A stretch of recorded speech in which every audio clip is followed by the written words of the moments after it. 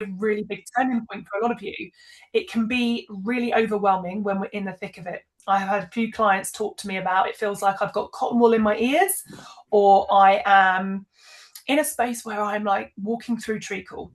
I call it in the trenches. I feel like when we're deep and dark in that space, it can be really overwhelming, which is one of the reasons why just being here today and taking that first step is super important. And I want to acknowledge you for that, because I work with people day in, day out in group situations, in companies. Last week I was in with the Nationwide Finance team. I was training all of their leaders around sustainable performance. So the conversation around burnout is a big one. You've probably seen a lot of stuff on socials.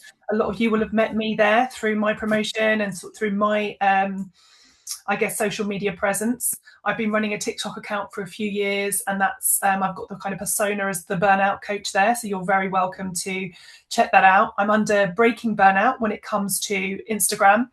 But one of the biggest things, and we get stuck in this, is that we cannot think our way out of burnout. It's one of the hardest things to do. We try to intellectualize it, and over the next couple of days I'm going to give you some insight as to why that is.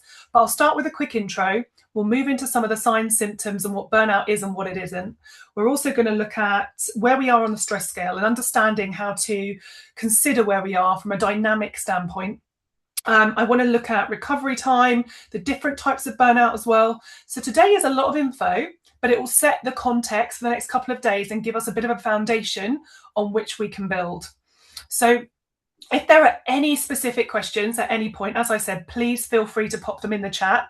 If I can't get to it in the moment, I will come back to it. And I'd love you to just drop in the chat now and mention, why are you here today? What is the biggest thing that you're dealing with? Are you in burnout? Do you feel like you're near burnout? Have you experienced burnout before? Are you ready to make a change? Do you want a different life? So just share where you're at and we will get going on that. So let's begin. So one thing a lot of people don't realize, and okay, we've got some repeat burnouts in here. Yeah, okay, I understand that. I had burnout twice too, so I totally feel you. What we got? Ready to change. Brilliant. I love that energy. Health issues due to burnout. Yes. And we're going to come on to this.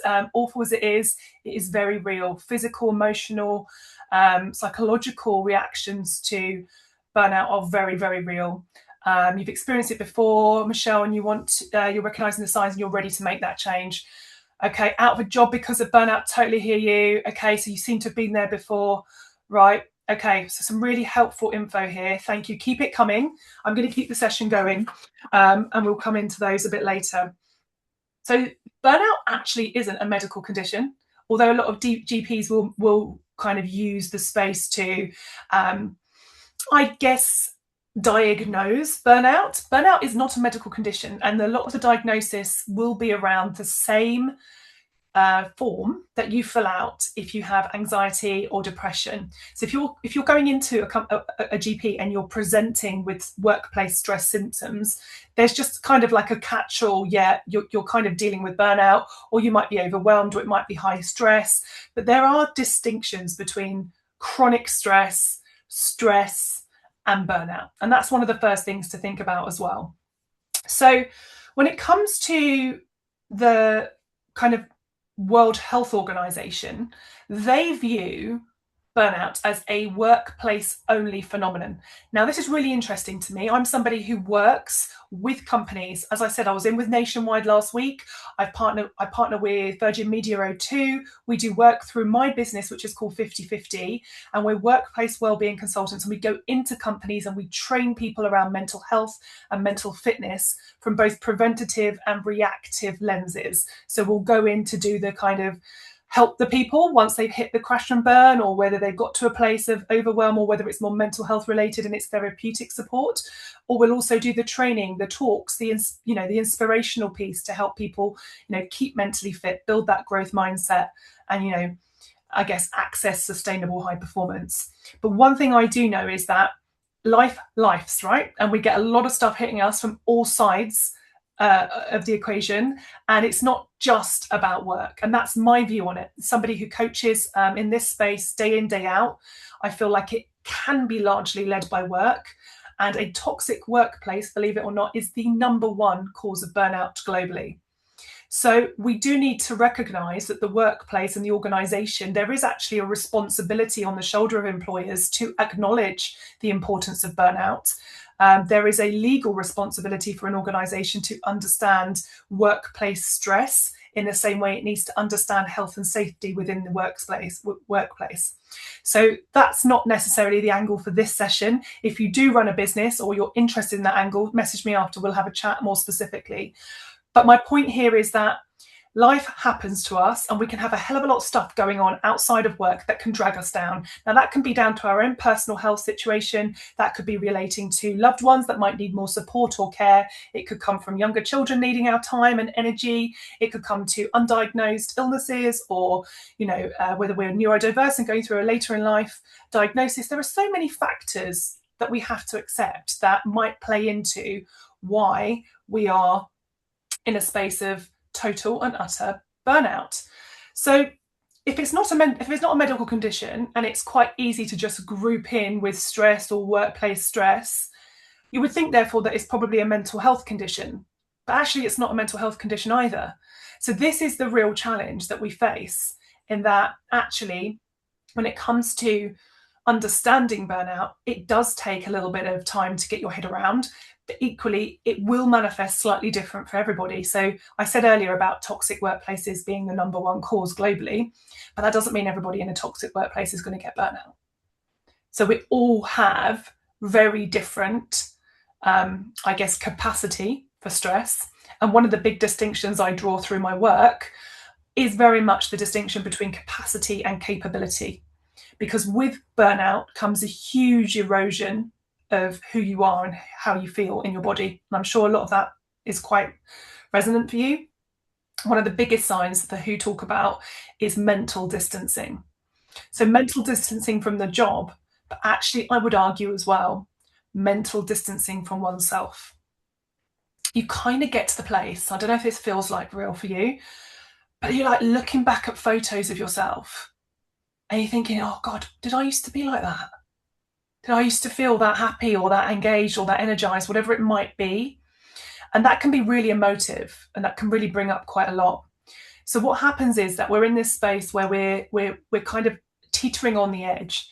And there's a psychology that I'm going to go into tomorrow that sits behind why burnout is something that we almost become addicted to and will continue the push through. Because there is a neuroscience that underpins our behavior.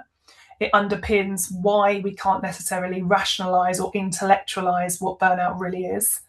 And it keeps us in cycles of doing, when in reality, the big thing, the big shift, the big change that will make a difference is to reduce the noise and create space for your nervous system to regulate. And I always talk about coming back, like one of those pull cars. You've got to come back a bit before we can go forward. And that's the reality in true burnout-informed supportive coaching, because there are a lot of people out there in the coaching space that will coach to a typical traditional executive coach behavioral pattern. And that means moving you more up the performance curve. And actually, what we need to do for psychological reasons and for neuroscience-backed reasons is bring you back before we move you forward. So today we're going to step into that awareness space. Tomorrow I'm going to really explain more. And what I might do is end the session explaining the performance curve and showing you a visual so you can actually see what I'm talking about. And it can sort of begin to drop into your awareness and your conscious mind as we move through. A lot of what we go through, believe it or not, is driven by our subconscious mind. Now, I know many of you know this, but 95% of what we do as human beings is driven by our subconscious mind. And with this, I'm not necessarily getting into the woo-woo, if you want to call it that. I'm getting into the reality that our behaviors, our patterns, and our sort of wired ways of reacting, responding, handling challenges, defaulting to a specific stress response when we experience pressure or stress, all of that is hardwired into how we show up day to day. So we might think consciously about what we need to say, but a lot of the patterns underneath are what need rewiring. So the World Health Organization will talk about burnout as a kind of workplace only phenomenon. Take that with a pinch of salt and take it as you will. You know, if you're in a space where more than work is going on, that's okay. It's very relevant. It's very valid. Interesting, they talk about the fact that there is a scale of where we are, and I use the language a stress scale. So I want you to imagine like a ruler or a scale, just anywhere invisibly in your mind, and anywhere between 0 and 10 is the level of your stress day to day. Now, anywhere between, I would say, a 3 and a 7 might be a healthy level of stress day to day. When it comes to chronic stress is where we've hung out in high stress spaces for too long. And that's the concept of burnout. Burnout is chronic stress and beyond. It's when we've been in a period of very high stress that has been left poorly managed, according to the World Health Organization, within the workplace. It's left poorly managed, and therefore people end up teetering over the edge of the scale. I call it the cliff. You get to the end of the scale and you're at 10 and you're at the top of the cliff. Burnout is the fall off the cliff. Now, it doesn't mean necessarily you've physically fallen, because you might be a high functioning person within a burnout situation, or you might just be functioning in burnout. So you might not necessarily resonate with the fall, because the fall might feel like to you stopping or breaking, but you might be very much keep going. You might be in the zone of keeping going. And the reality is that all of this can happen in burnout. So 0 to 10, your stress scale. 3 to 7, generally speaking, normal level of stress. And then when we get to 7, 8, 9, depending on your own capacity for stress, this might start to feel like high stress for you. Now, I always use a band, elastic band, got a hairband here, but elastic band. And like this is your curve. So you might be hanging out in a normal stress space day to day, but as you start to pull, you're reaching one of the top levels for you. So maybe that's an 8 or a 9 out of 10. And maybe it's a 10 out of 10, but you're kind of at capacity. Look, you can't go anymore. You're really full on maxing out on your stress. Now, I talk a lot about bounce back ability. Bounce back ability is what we need to be able to do in order to bring us back to a normal level of stress. That gives us space to recuperate and to importantly inform the brain that we are not in a high stress space, because only then will the brain down tools and say, okay, calm down, all is good, let's leave you there. So what we want to be doing is acknowledging where we are on the scale as number one, that if we teeter up to the top of the scale, are we there for a long period of time? Are we literally feeling that every minute we wake up and every afternoon and every evening, we are high on the stress scale? Because after that point, that is where we will then tip into burnout.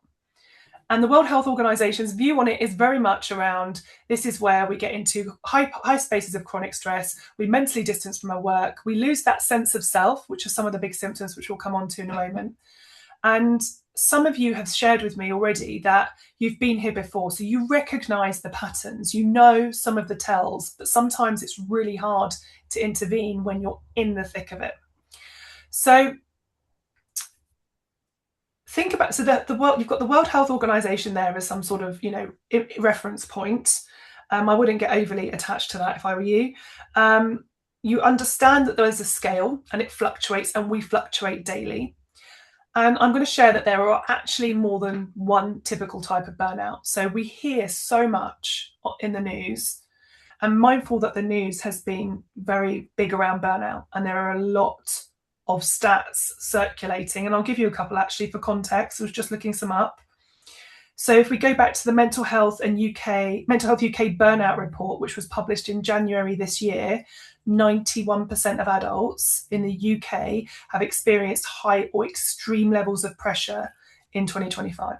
So we are in a place where it is very, very, very prevalent.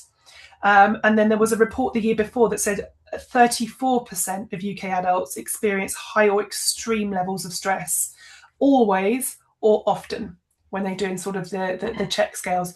So this is not just something that's a trend or something that's, a new thing that people, or a snowflake culture issue. This is a reality of sustained sustained levels of high stress that we end up absorbing into our body, and are then in a place where we physically get to a place where we cannot move any further. And by that, I mean, I have coached people who have got to a place where they can't get out of bed anymore, or they find it really, really difficult to carry on doing the action they were doing, like walking up the stairs or taking the glass of water. Like all of a sudden, it just kicks in and it's just too much. So we know that frenetic style of burnout, frenetically, it's so important to acknowledge that it's like the push on, the keep going burnout. It's what we call the push through. That type of burnout is what is kind of, I wouldn't say glorified, but in a way, in certain cultures, in certain industries, it's worn as a bit of a badge of honor. They keep going no matter what. You can always rely on them to get, to get the results that they need. There are so many situations at hand where we're in a place where actually the brain, and I'll come on to this tomorrow, as I said, the brain is putting us in a place where we just don't have an option other than to keep going. But actually it's being rewarded at the same time because we're pushing ourselves, all the needs are kind of being placed to one side. So frenetic burnout is that push through burnout. It's where we will work all the hours. There's a slight kind of undercurrent of addiction tendency. So it's like an addiction to your phone, an addiction to checking your emails. You feel slightly addicted to wanting to really kind of just get that next piece of work done. There's a real pulling urge to keep doing it. This style of burnout isn't, believe it or not, the only style of burnout, because for a long time when I was, lesser informed, I felt like that was kind of it. That's you can only be burnt out if you're falling asleep at your laptop, if you're working all the hours. So actually, if you're logging off at 6 and you've got a nice home life, you can't talk about burnout. That can't be you, but actually it can. So there are two more types. So if you think back to the stress scale, 0 to 10, if we look at the lower end of the stress scale, that is where we have anywhere between sort of, I'd say, 0 and 2 out of 10. That's where we're in a space of low motivation and therefore low action. And this is a burnout in its own right. And it's something that we refer to as under-challenged burnout, or also bore-out. And to be really clear, this is this is something that's very prevalent as well. It's not just like a couple of people. This kind of burnout can grate very, very heavily for a number of people. So what it means is that there's a real lack of impetus. We all need a certain amount of stress to activate, to get us going, to get us moving through the day and sort of into action for what we want to do throughout the day. But in this instance, this would be a person that might be experiencing a real mismatch around their competence and the job that they're doing. So perhaps very intellectually minded, but perhaps in a role that is quite mundane, repetitive, and not really challenging the brain. That can lead to a style of bore out. It might be that there's just a real lack of interest in the type of work. It might not be a sort of a challenge around the intellect. It could actually just be the type of work that's so boring and so mundane that it feels really, really challenging to do. So when it comes to really acknowledging your type of burnout or where you might be, I'm not here to diagnose because of the challenges around diagnosis. I wouldn't want to do that. I can help you recognize signs and symptoms, and I can help you understand the types of burnout. But realistically, the diagnosis is so difficult to do, and I wouldn't want to put myself in that camp. A lot of the medical profession have owned it because they believe that they diagnose everything else. But just as I said before, I will caveat the fact that they are diagnosing with the traditional understanding of what anxiety and depression are through a particular questionnaire. And the reality there is that it is slightly different, and it is different, and it is a distinct area in its own right. So there is more to come, I think, around burnout for the foreseeable, around its classification and what goes on within the World Health Organization. So we've got bore out and we've got the frenetic style of burnout. Now, the third style of burnout is something that we refer to as moral injury burnout. Now, this is also known as worn out burnout. Now, if you're in a certain industry where you give a lot, or your life, as I said, it's not always just about work, or your life is one where you give a lot to others and you show up for others, there can be a real energy leak here that can lead us down a path to burnout. And it's very much related to our values. So with moral injury burnout, there's a crunch. There's a real crunch between the values we have as individuals and the values we hold within the organization that we work with.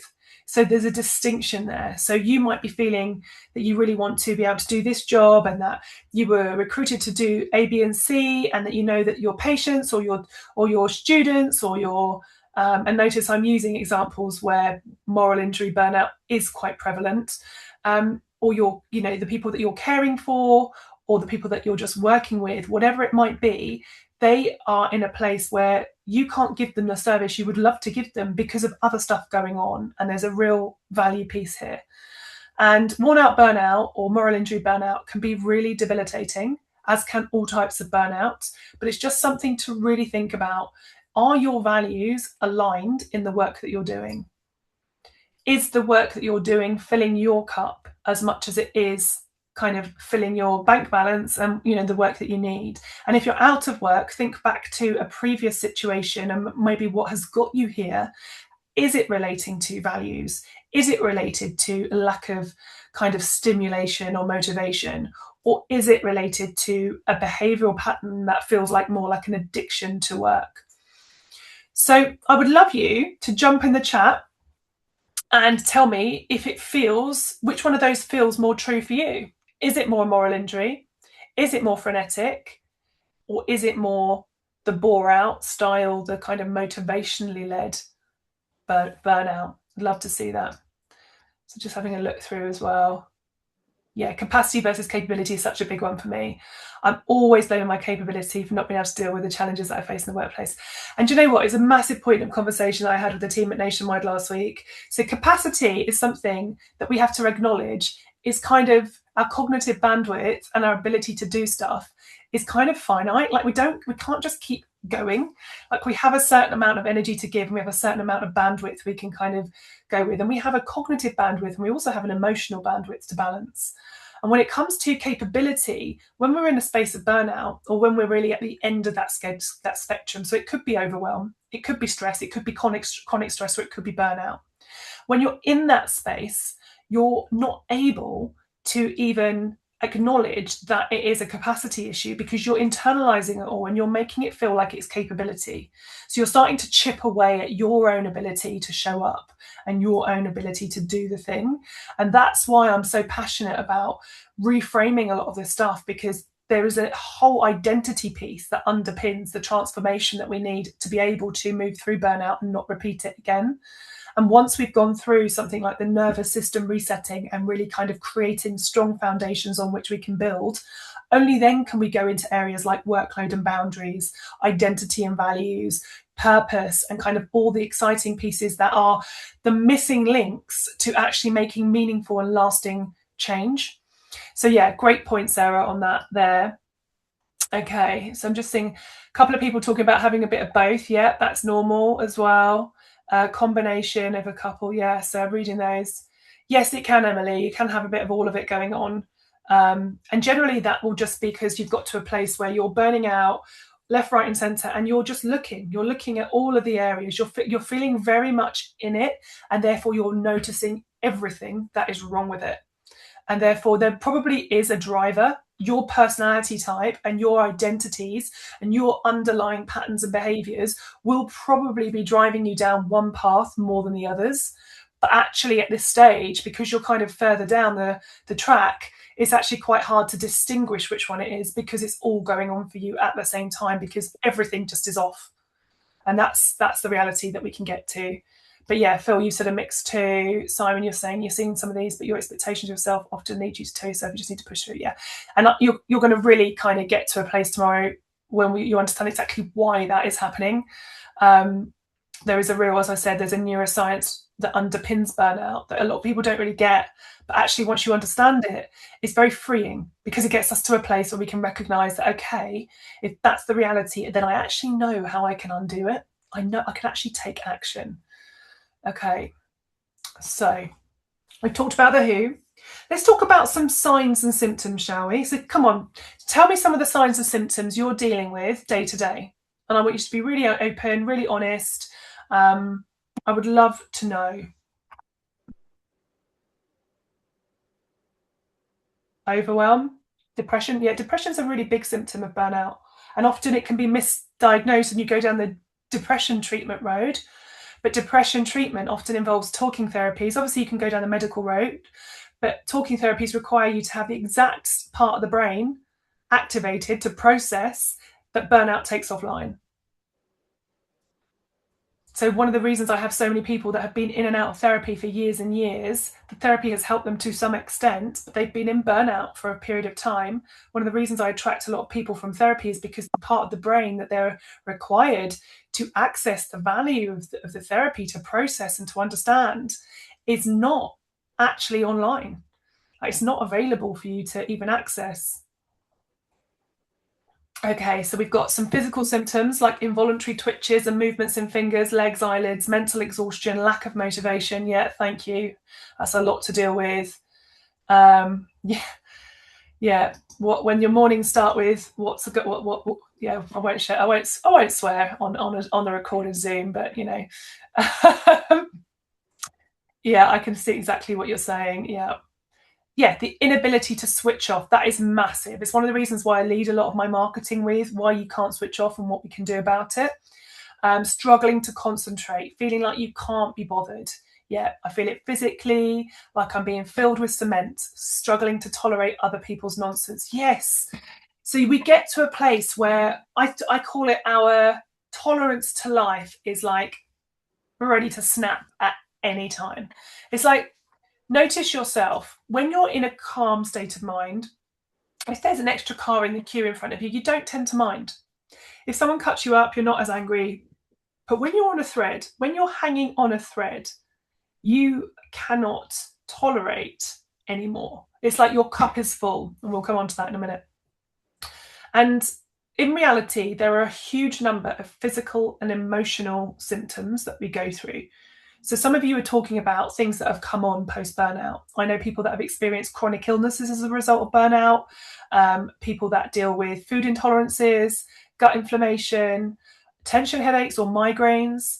We get the pains in our shoulders or wherever else we might carry the pain, maybe down in our pelvis or kind of in our hip areas. The ability to feel in control of our emotions is kind of diminishing as well.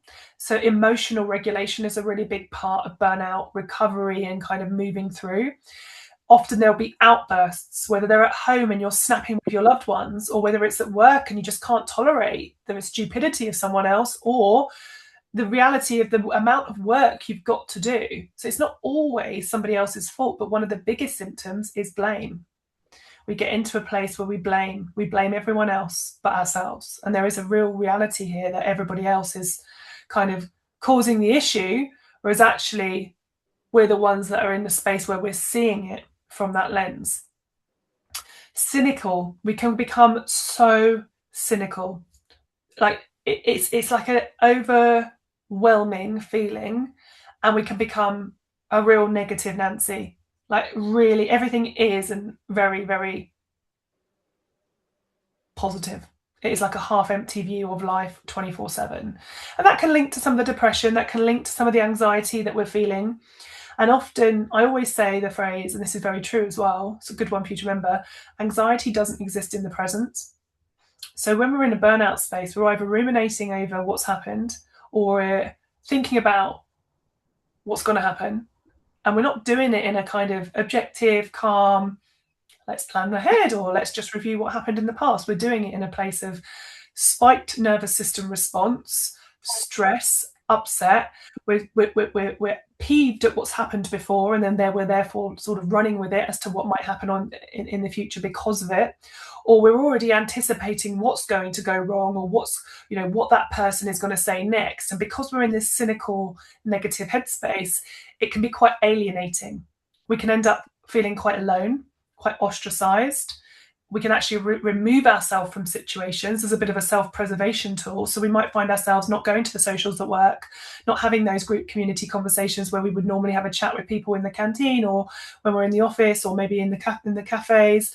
These are not things that we're doing as much. And at home, with our own personal lives, it's just about enough to deal with our own circular unit. And if we live alone, we can sometimes feel extremely alone, because the ability to connect with people through WhatsApp groups or telephone calls or actual in-person meetups is really diminished. So I always talk about knowing your tells. And for you, all of you here on this call today, knowing your red flags is one of your biggest kind of tools to begin with around this regulation piece. Because like in poker, all of us will have tells. We'll have tells that we're starting to move down the sort of the track towards burnout. And it's so important that we acknowledge where we're at around that. Because like a pilot, we're going to plot the destination and chart our course, but we're going to experience turbulence. We're going to experience turbulence because the environment has changed. And we're going to experience different weather systems. And we have got to be able to navigate through those no matter what. So I always give you that analogy. See yourself as the pilot of your life. And when you're starting to veer off course, that is your red flag marker. I want you to know, what are your red flags? So I'll give you an example. My red flags are that I stop going to the gym. I stop making time for myself, and I start to feel a lot more teary. I will cry a lot easier if I'm in a space like where I'm hurtling towards burnout. And this doesn't have to be just for burnout, by the way. This can just be for chronic stress or for stress as well, and even a touch of overwhelm. So if you think about it as a scale, overwhelm kicks in the minute we tip into stress, and then we move on and up along that curve. And when we go from, as pressure will increase, we will move from a place of active energy where we feel activated to get the work done to a place where it tips into strain. And when it's strained, that's when the irritability creeps in. That's when the overwhelm feels real. And then it moves into stress. And if we hang out in stress too long, it becomes chronic. And if we hang out there too long, it becomes burnout. So it's about understanding your red flags. So if you know your symptoms are like procrastination, some more examples here, struggling to concentrate, these are examples where we know that we've kind of gone past the red flags. I want you to rewind it a bit and think, well, what were the signs that I was on that path already? So what other red flags have we got going on for people? What else comes up for you when you notice that you're beginning down that path?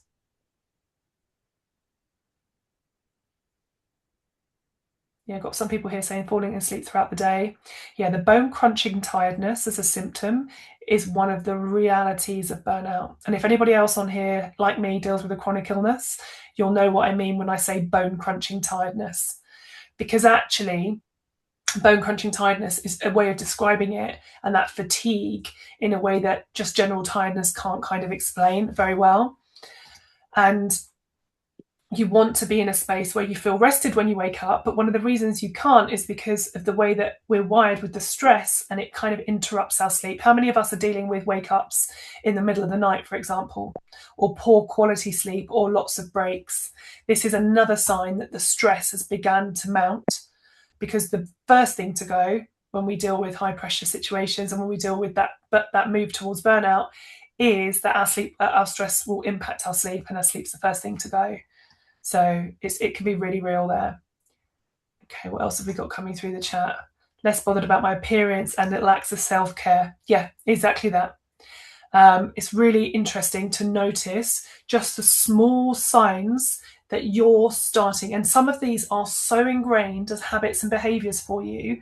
And this pathway that you've decided to train yourself to walk to get to this place of burnout has become so the norm over the years that you're not even aware of the red flags. So it's a really good exercise to get conscious on, because we've only got 5% of our outcomes in life and our performance and our reality being driven by the conscious mind. So it takes a lot to be really conscious of them. Yeah, me versus all of them. So I'm picking up from you that there's a real kind of, you're in that cynical place. You're in that place where life is hard and everyone's against me. And that's a real tough place to be. I totally hear you, especially if you're out of work as well.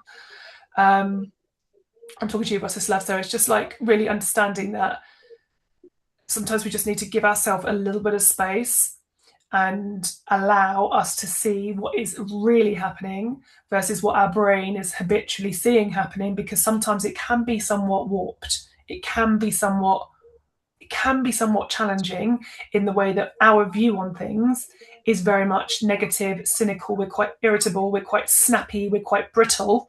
Those are all words that are a bit spiky, aren't they? They're all words that are a little bit ugh. And actually, when that becomes our reality and the way we show through, the law of attraction will show that the way we perceive life and see it, and the way we therefore broadcast, is what we receive back as well. So there is an energetic layer to this, which I'm really passionate about, that can help us also to upgrade how we show up, even when we're in the trenches.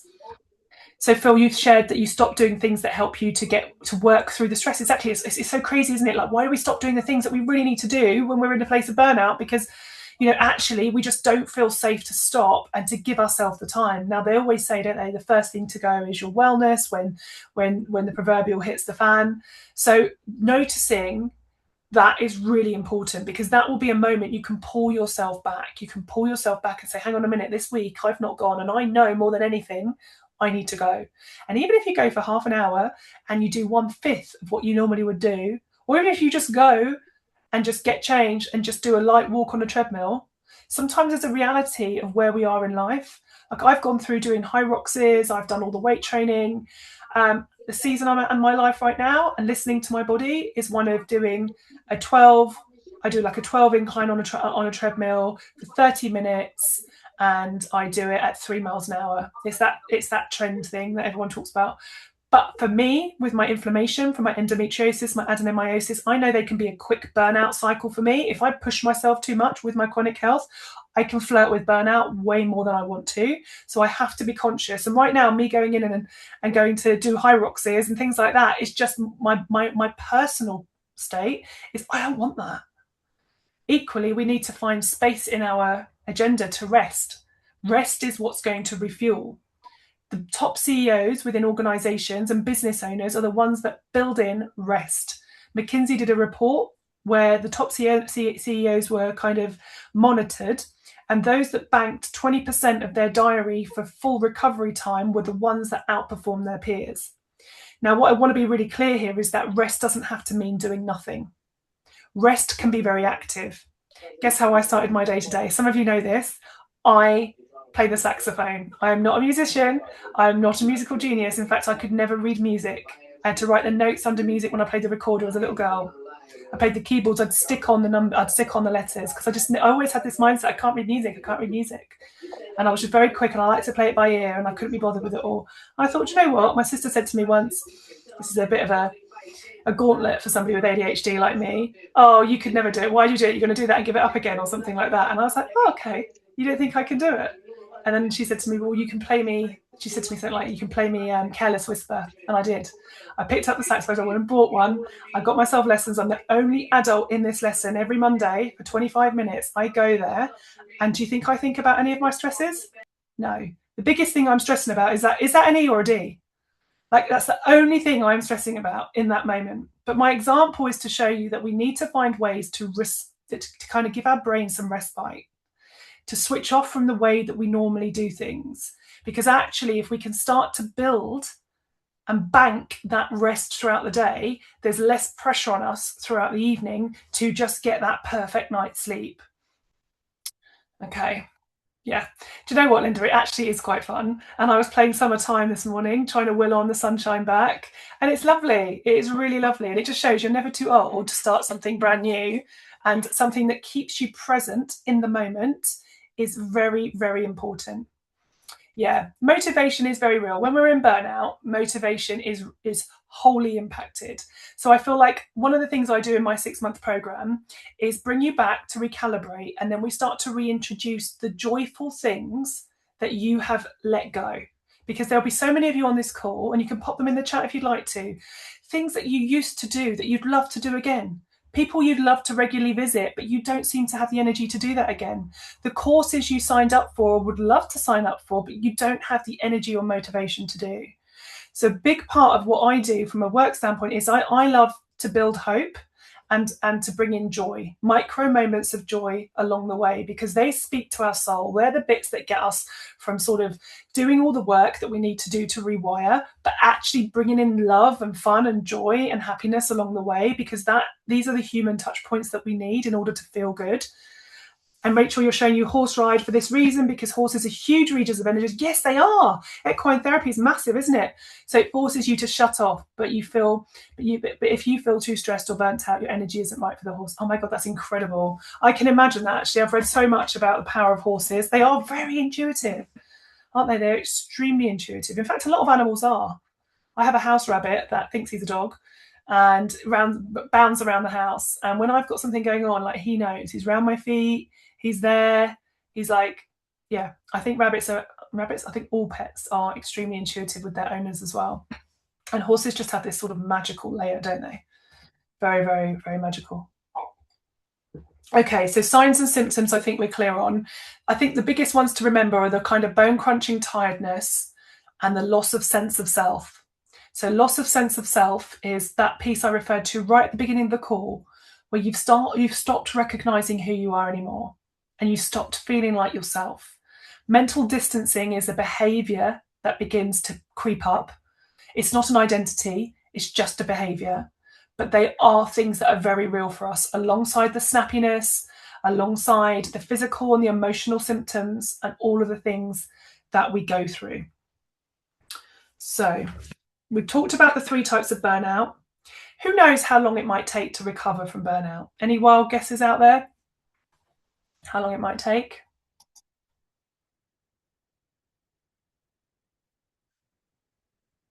Months to years. Yep, definitely Amy on the right track there. Years. Yep, more on the right track. Warmer. Yeah, how many years? Yes, there we go. Some of you have been to my sessions before. So 3 years on average to recover from burnout. And it can be really, really thick. It can feel really heavy. And we can end up, depending on our approach and where we are, if we're ready for support. As I've said, a lot of people go down the diagnostic road through a GP and might be treated for something like anxiety or depression, or in a similar vein, workplace stress. Might be signed off, might be associated with some support through an EAP within a workplace, or through Talking Minds or something Healthy Minds, through usually cognitive behavioral therapy based for people. And it can be very helpful. I'm a big believer in therapy. I have a business that provides therapy. There's a limit on how much we can get from therapy when we're in a burnout.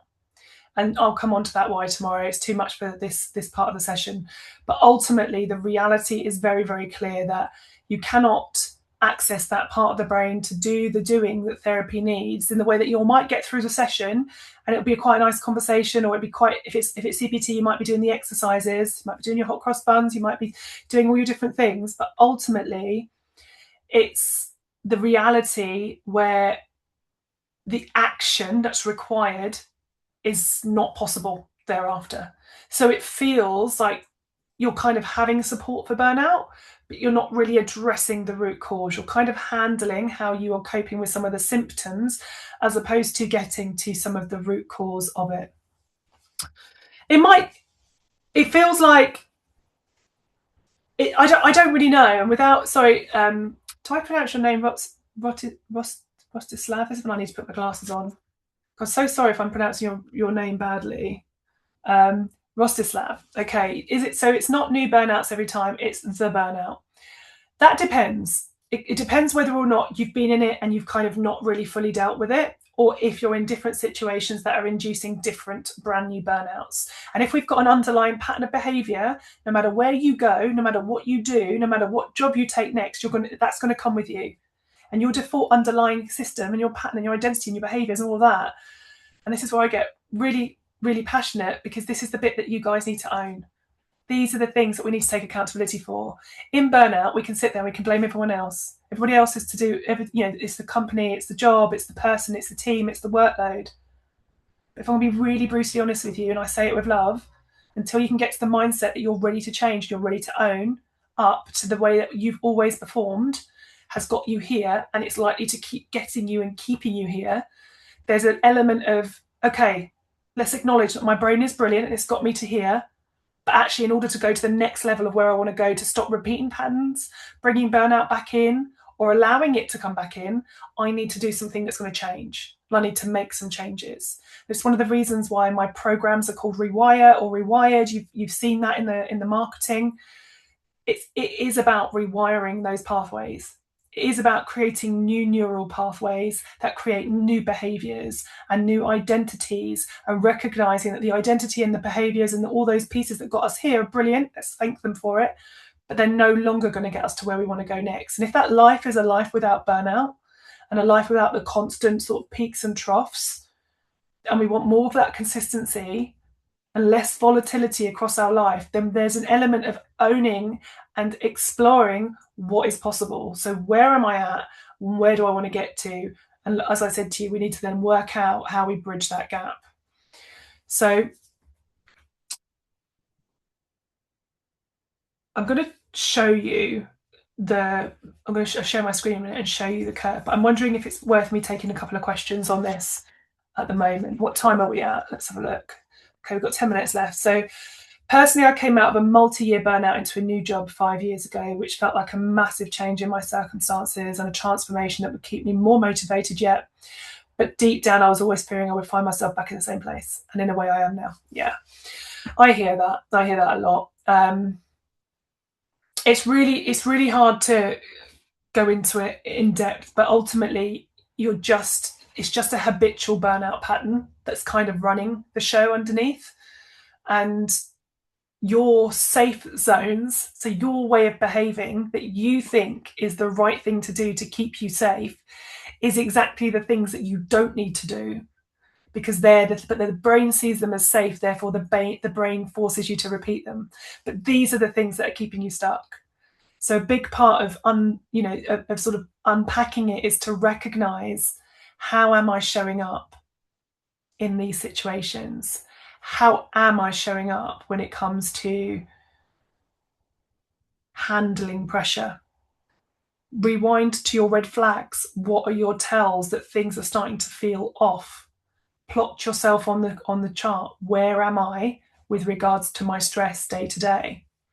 These are things that will help you to become much more aware of where you're at. Awareness is only part of the equation. I know we need to talk action, but it's really, really important. So I'm going to share my screen.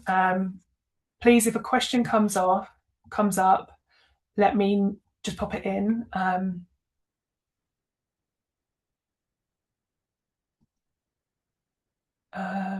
Share. So you've lost motivation. Okay. Yeah. No, I totally hear that. Motivation is one of the biggest things that we can't fake. It's one of those situations where it can feel like cement, like rooting your feet into the ground, that you feel like you should be able to get up and go, but you can't. And then this sort of capacity conversation just rears its head again, and we're back into that situation. So I'm just trying to share my screen, but for some reason I don't know why it's doing this. I did actually have a brand new Mac delivered this morning and set up, so maybe it's to do with the fact that I haven't done that, but I'm just getting there. It will let me get there. Can you see that now? Yeah. Okay. Let me go to this one and pop it on the slideshow. We'll come back to the motivation in a minute, but we'll talk about it on this too. So this is where I've been kind of circling all day when I've been talking through this all the session through. So if you see the bottom line is talking pressure, and our y-axis on the left is talking performance. And we're going from low to high pressure and from weak to strong performance. Now the bell curve is our line of performance, and that yellow dot is like the Goldilocks place where we have maximum potential reached and we're kind of in that peak performance zone. But if we look at the lower end of the scale, where some of you have spoken about where you feel unmotivated, this is, characterized by a flatness, low energy, total disengagement. this is like this is where the bore out sits. And this too little pressure is where we'll struggle to find the drive, we'll struggle to find the motivation. And it is a form of bore out and a burnout in itself. And that's why I'd be really intrigued for those of you sharing about your motivation. Is it because you've tipped too high up the pressure curve, which we'll come on to in a minute, or is it because you're too low down the pressure curve? And that's something for you to consider. So as we move up the bell curve and as the performance is rising with pressure, we're seeing like a correlation of the more we see pressure, the higher the performance. And that's where we move into our comfort zone. So that's where we're focused, we're creative, we're totally clear, and we can really come alive. Like that is our comfort zone space. And as we reach the top of it, this is where we reach our total potential. Now, they always say, don't they, that the magic happens on the edge of your comfort zone. And actually, we want to be able to recognize that everybody will be slightly different here as to where the tipping point kicks in. But for the sake of explanation, there is a certain point where you over kind of do what you're doing from understanding how the pressure is impacting you, and it starts to tail off on your performance. So your performance goes from being, as it grows with the pressure, it now starts to tail off with the pressure. So this is where the overwhelm begins to become relevant, and there's a lack of motivation. So the motivation starts to slip. So this chunk where stress begins is really, really important to sort understand and acknowledge. And the more tuned in you are to your red flags, hopefully the less chance you will have of getting there. But if you're just in habits of kind of always recognizing that you're always in this stress space, there is a tipping point for you where it begins to get worse, and it kind of spirals. It kind of like slides down fairly quickly, and it goes from stress beginning to feeling extremely stressed, and then there's a chance there of real burnout or mental illness. And what's happening here, and this is kind of teeing us up for tomorrow's session, is that too much pressure flips the brain from a focused mode where we can be creative, innovative, clarity of like ideas are there, we feel engaged and energized. All of that removes itself because all the job of the brain now is for you to survive. And this is where we see diminishing returns in our effort, because we're actually beginning to see a real drop off of performance. So this is the kind of example. This is actually known as the Yerkes-Dodson bell curves. This is the relationship between performance and pressure. Excuse me. I'll take a sip. So I'm going to stop sharing that because it's a lot to absorb. But if you're interested in that, we'll probably pick up with this again tomorrow as well. I'm just conscious of our time. And where we are, we've got a few more minutes. So people, great session, looking forward to tomorrow. That's no problem. Rachel's popped off as well. Too high. Are there any specific questions from today around the 3 types of burnout, signs and symptoms, understanding the stress scale as almost a tool for you? That is really something I want you to start using and thinking about. Where am I? Am I up here? Where is normal for me? Am I down there? And it's kind of in the bore out space. We know the different types of burnout, and we're beginning to understand that the brain is being impacted by pressure in a way that pushes us out of a rational mind. And I always say that this links to my phrase that I use all the time: you cannot think your way out of burnout. And we want to intellectualize, and many of us want to read more and understand more and do more. But the reality is it's very, very hard. In fact, it's actually neurologically impossible to do that. And that's tomorrow's session. So tomorrow's a really brilliant session. We are going to be talking all about that neuroscience behind burnout. And if you want to get your motivation back and come out of this raw burnout and your optimal level of pressure, we've just got to not try and boil the ocean, and you've got to try and get to a bit of a root cause as to what's causing the dip off. And Karuna, I know you've booked a one-to-one call with me. I am offering this week for those of you that want to explore longer term support. a bit of a personal reset on the call. So we'll come in and look at some of your personal situations. And I still have about 3 seats left on Wednesday night. And it's a very special offer to just come and join me on a group coaching session. And I coach you one-to-one. It's basically, we sit around on a Zoom like this and I'll just take you one by one. You come on camera, whether you want to show your face or not, we just talk through your situation and I will coach you and give you that live insight. So I feel like that would be a really good opportunity for you, Karuna, as well, because we can dig into this. You're very welcome. Keep yourself coming along to the sessions. The link might change tomorrow, so it won't be the same Zoom link, but you'll get your emails from me. If you're not receiving emails from me, you need to check your spam. There's no emails coming up on our system as not being sent to, so everybody's email has been verified. Tomorrow is really good. Yeah, Amy, you're booked on for Wednesday, which is brilliant. It'll be great to see you there. And you're very welcome. You are absolutely very welcome. So I appreciate a lot of information. Let it sink in. Have a few moments, see what questions come up. If you want to join the Facebook group and pop any questions in, feel free to. That's a nice way for us to communicate. I know not everyone loves Facebook, so it's not a prerequisite. We've got about 160 people in there from sessions that I've done before. So if you want to come in and ask a question, feel free to. All the links are here in the chat. And I will see you tomorrow at 12. Okay? So thank you so much for coming. And thank you for all your engagement and your conversations. I'm going to take all these questions out and make sure I cover them off in all of our sessions. Please, can I connect the types of burnout to symptoms? You might have to explain that question a little bit more, Precious. The symptoms are very much likely to occur with all types of burnout. So I wouldn't say that the loss of the sense of self only happens for frenetic, but it doesn't happen for moral injury.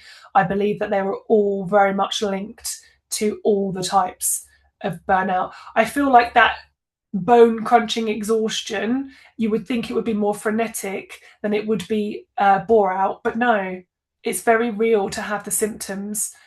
But burnout in itself is one thing. The types of burnout and the why you've got there, it's almost like the routes to the destination are what differ, if that makes sense.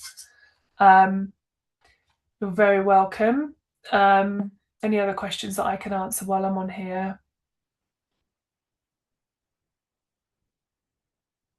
I'm glad you found it really helpful. I'm finding it hard to know if it's the career I've selected versus my coping mechanisms that are keeping me here. I feel like I've moved companies before when feeling like this, but I always end up back in the same space. I'm not sure where to go through from here. Yeah, and this is where I feel like, unfortunately, we try and run away from burnout, but in reality, burnout is not something we can run away from. And I think this is one of the reasons why we need to genuinely rewire underneath what's going on. So being super clear on some of these behaviors, these patterns of behavior and how we show up under stress will be a really useful topic for you to kind of explore, Ellie, and then we can absolutely go there. But I know Ellie's not on the call anymore, so I'm going to write these questions down and we'll cover off anything that I didn't tomorrow.